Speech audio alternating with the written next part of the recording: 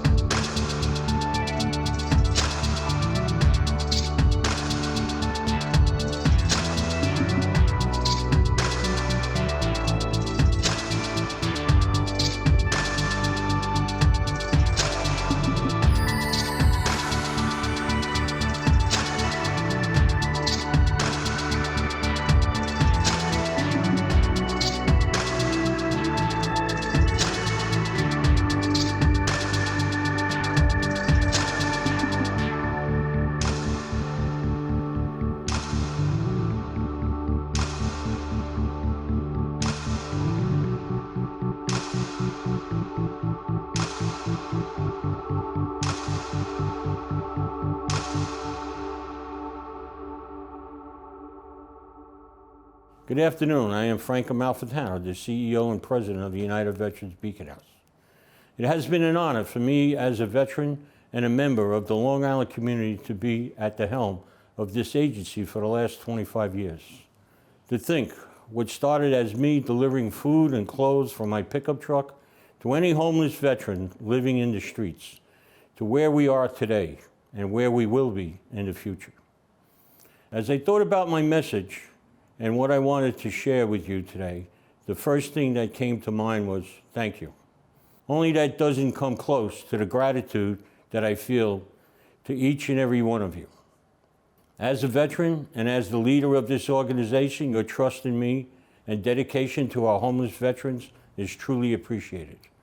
I thank you for rising to the challenge and responding to our call to action. I thank you for your generosity in support of our mission, for your hours of volunteerism, and most of all, I thank you for recognizing the struggles of our homeless veterans. You understand and made a commitment to change their lives for the better. As we look to the future, we know our work is not done. There are programs to be developed, houses to be revitalized, and most of all, there are veterans to serve, save, and help. It is with your support and a dedicated staff that we have been able to change the lives of more than 26,000 veterans in crisis. I could tell you the stories about how your generosity has changed lives, but I think I'd rather have them tell you in their words.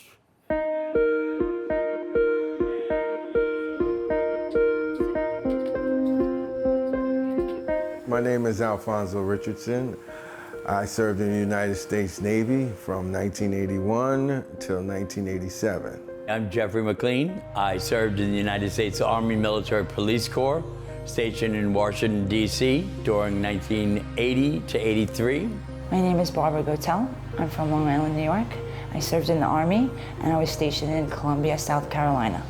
I've been a medic for 25 years. My name is George Washington Rooney, Jr. Started out in the National Guard for 2 years. Then I went to the regular Army for like 3.5. Then I came out of the Army and I worked for the federal government for almost 5. I served briefly in Lebanon, Beirut in 1982. I was stationed out of Jacksonville, Florida from 1981 to 1983. Then I was stationed at the Philadelphia Naval Shipyard from 1983 to 1985. And then from 1985 to 1987, I was stationed at Norfolk, Virginia. I was a diesel mechanic when I started out. It was pretty good.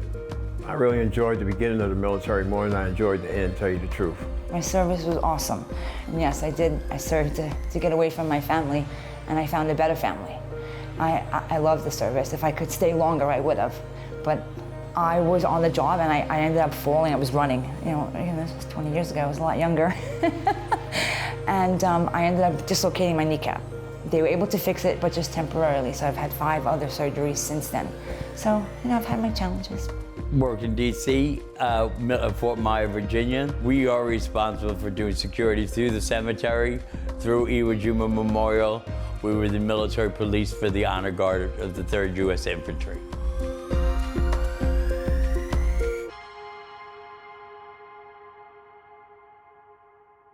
When I came back, basically, nobody really wanted to help me. Basically, it was like, okay, you're out of the military now, just, try and make a life for yourself. I was a bonded courier in Manhattan working with the feds. And it was pretty good for a while. And I got tired of that, really. Got pretty bad for a year. I really didn't care about anybody or anything.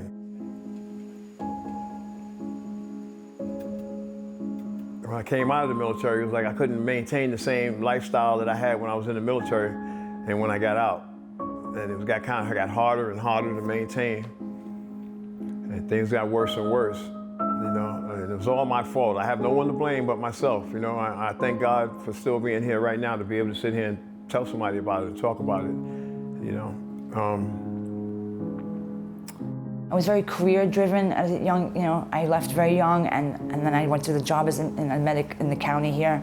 So it got tougher as I got older. I waited to have children, so I got my son late in life.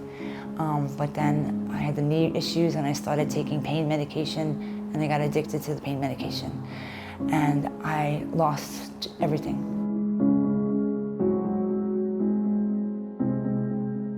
After coming out, I was working for Grumman Corporation, and I got myself involved in extracurricular activities, I'd like to call, which did not help me or my body. I was homeless. I mean, when I got out, I really didn't have a home to go to. Me and my wife didn't really get along, and eventually I just left, to keep the peace, So I was kind of lost. I mean, I just traveled around and basically slept here, slept there in different shelters. I've slept in the street, I've slept on my car. I just tried to make ends meet.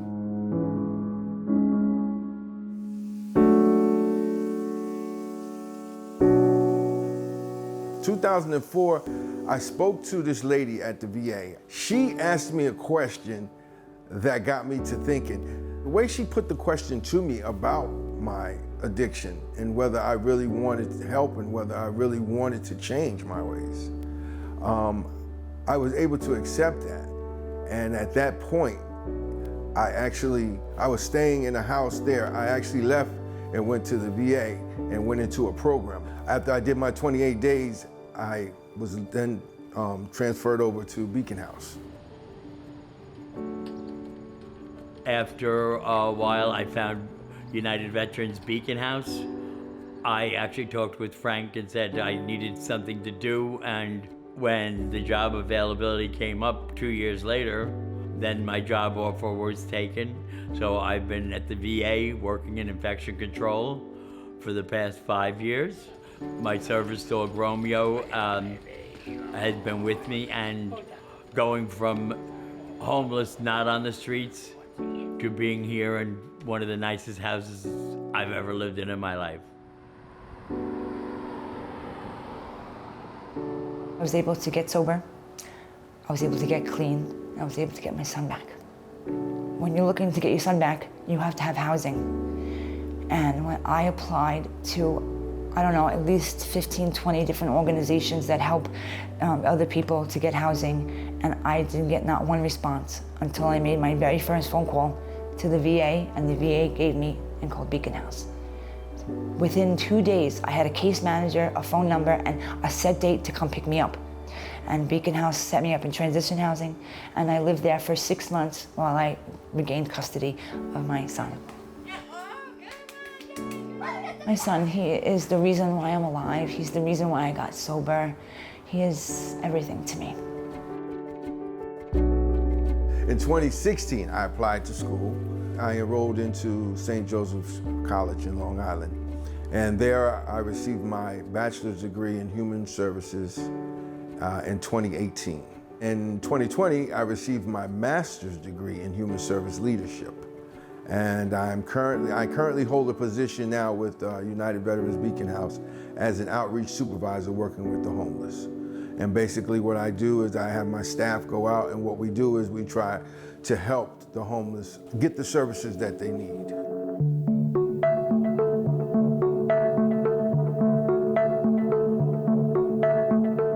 Beacon House, to say what it's had on my life, for one, it brought me back to a little bit of sense of discipline and what was going on, which was very hard for me at first adjusting. So it started putting me on a better path for myself. Beacon House has just been there in support of me. We're in a good state, and that's what Beacon House has allowed me to be today. I found Beacon House. I was tired of being tired of doing the same thing out there in the street every day, which was something that I didn't really want to do. And Beacon House helped me to stay clean. Like I said, get a new outlook on life, you know, to do things better for myself and not let what happened to me in that year ever happen to me again. And I thank God, you know, that I'm still here. Without Beacon House, I wouldn't be here. You know, I'd probably honestly be dead somewhere. Beacon House gave me a reason to live. They gave me a purpose for living, you know. Like I said, not only did they offer me shelter and employment, they also helped me to be able to help others. So, I mean, it was like a gift that just keeps giving, you know.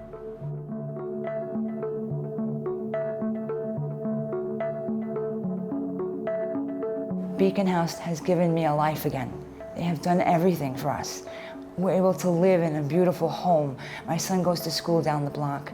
They've helped us out with food, clothing, rent assistance, assistance on the utilities. The list is endless. And if I just add one thing, so when I'm getting my child back, you have to go through social services. And the vice president of Beacon House took a day off of work, didn't even know me at the time. She drove me to social services, stood up in social services and told them that I would definitely have housing back for my child. And I was able to get him back. And she didn't even know me at the time. I owe them everything. The people at Beacon House, they're very caring. They want to see you succeed. The work they're doing is great. I mean, they're helping veterans, you know, and they're helping veterans find themselves so that then they can become a part of this program that they have, and just a better life altogether, you know. It gives them direction and meaning and purpose, and we all need that. I spend every Friday and Saturdays playing Scrabble with my kid, and that is just perfect for us. Very happy like that. 22 veterans commit suicide a day. That's the thing people have to realize. It's not that we're warmongers and we want to fight all the time, and it's not that.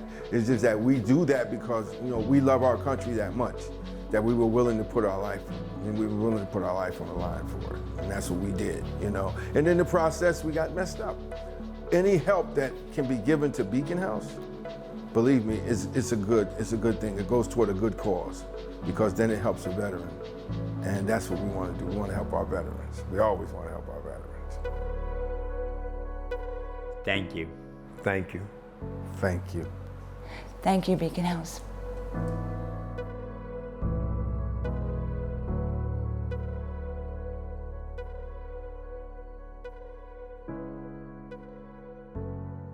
I'm sure those stories inspired you as much as they inspired me, which is one of the many reasons I've been involved with United Veterans Beacon House for over 25 years. Hello, I'm Claudia Troiano. My connection began when my children were in elementary school and they had to do some community service. We all give to illness-related causes, but I wanted to do something different. I don't remember how the Beacon House came into my sights, but I thought it would be helpful to collect food from our neighbors and friends for our veterans, since they have sacrificed so much for our country. As I got to know the president of the Beacon House, Frank Amalfitano, I was so impressed by his commitment, devotion, and passion for helping our homeless veterans. Everyone affiliated with Frank and the Beacon House shares that same passion and commitment. As I got more involved with the Beacon House, I learned how prevalent homelessness was among our veterans. So many of our veterans are unaware of how much the Beacon House has helped other veterans in similar situations. It's more than shelter, counseling, job training, clothes, food, confidence, and respect. If it's something else they need, believe me, the Beacon House gets it done. In 2016, I was asked to become a member of the board of directors, which is an incredible honor. The people in my life know how devoted I am to the Beacon House, and they have been very generous. I am grateful to them and for so much more, but mostly for the opportunity to help our homeless veterans. And now I ask you to donate, so we can continue to be there for those who gave so much for the freedoms we enjoy. I will continue to support them, and I know you will too. Thank you so much.